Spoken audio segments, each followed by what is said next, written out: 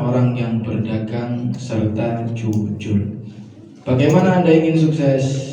Kuncinya adalah berpegang erat dan betul-betul melaksanakan hadis yang ke-10 ini.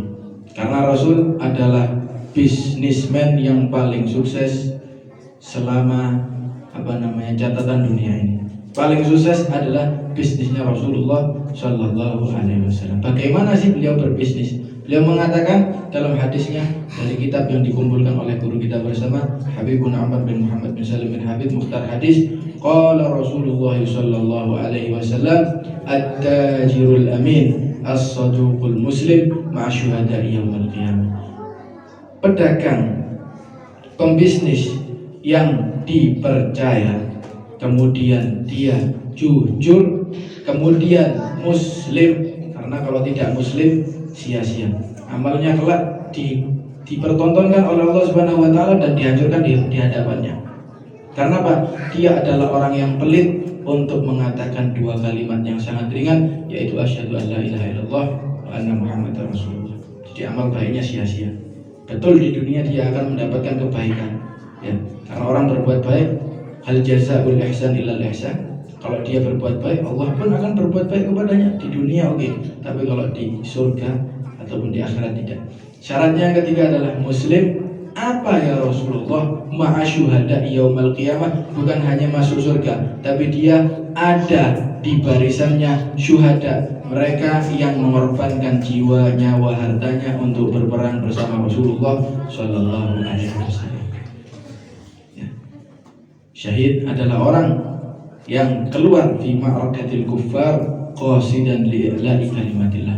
Orang yang keluar dari rumahnya untuk berperang dengan orang kafir, mempertahankan agama dan menjunjung tinggi nama Allah Subhanahu wa taala. Maka itu dari sini yang pertama adalah fadilahnya umat Nabi Muhammad sallallahu alaihi wasallam. Umat Nabi Muhammad kalau mau derajat yang tinggi itu sangat terbuka luas pintunya. Bukan hanya satu pintu, jadi sampean nggak perlu desel-deselan. Terbuka banyak pintu disiapkan. Salah satunya apa? Kalau mau derajatnya sama syahid, orang syahid itu derajatnya sama Nabi. Salah satunya apa? Tajirul amin. Yang lain ada lagi. Kalau mau jadi derajatnya seperti orang syahid, banyak. Salah satunya adalah berbakti kepada kedua orang tua. Ketika ada seseorang yang datang kepada Rasulullah, ya Rasulullah, saya mau berangkat perang denganmu. Kata Rasulullah, apakah kamu memiliki kedua orang tua? Punya Rasulullah. Sudah izin? Belum. Idhab atau irja' fafihima fajahid. Pulanglah, kau jihad, bakti kepada orang tua, kau akan masuk bersama orang-orang yang mujahidin. Satu.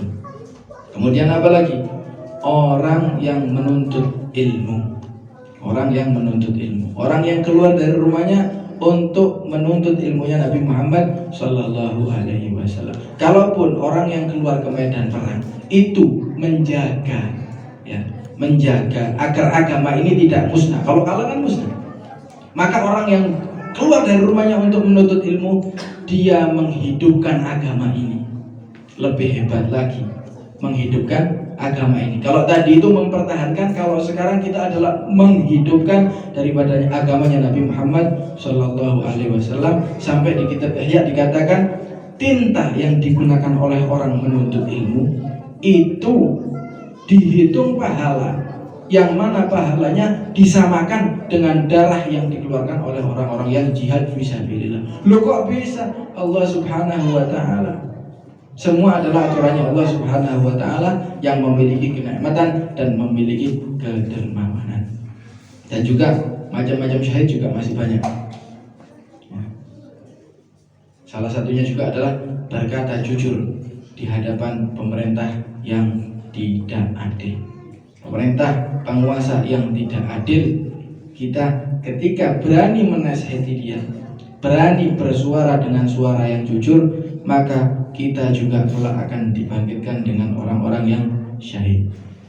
Tapi jelasnya bil hikmati wal mau'izatil hasanah, dengan hikmah dan cara yang terbaik.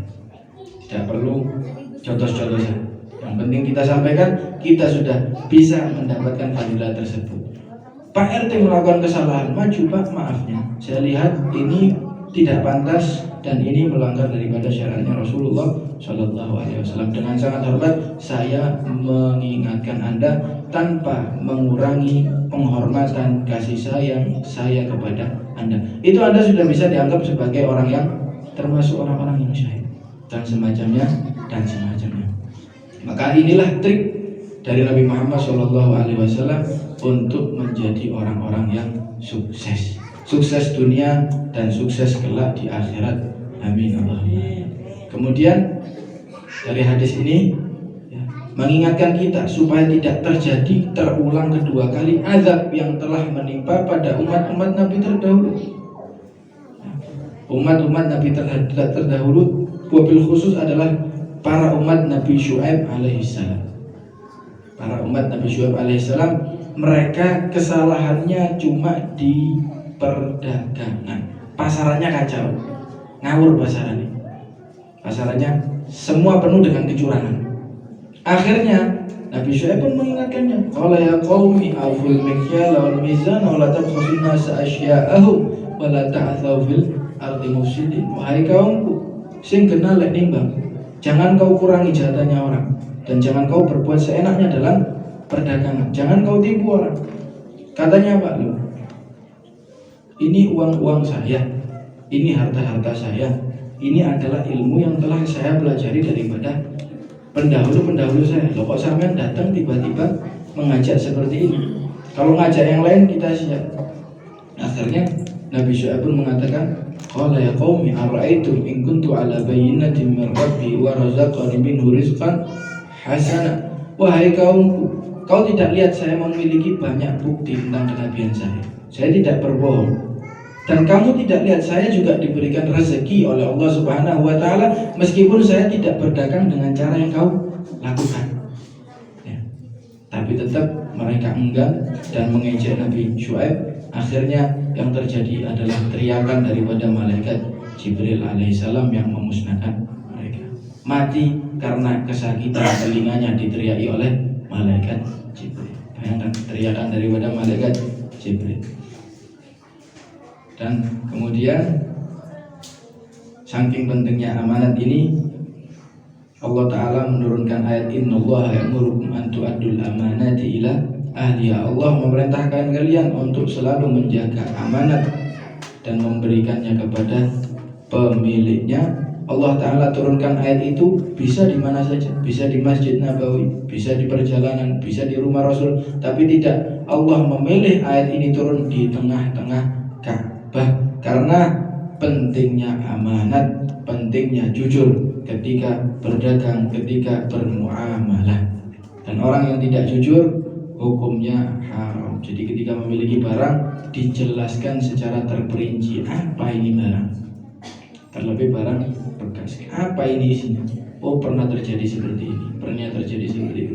Jangan cuma di Scotland, jangan cuma dipoles, ditipu dan jual barang kadaluarsa diganti tanggalnya dan semacamnya dan semacamnya. Oh sekarang jajan semangka dikasih warna dan semacamnya yang mana hal tadi merugikan orang lain. Pernah terjadi Rasul pergi ke pasar melihat bagaimana sih keadaan umatku di pasar.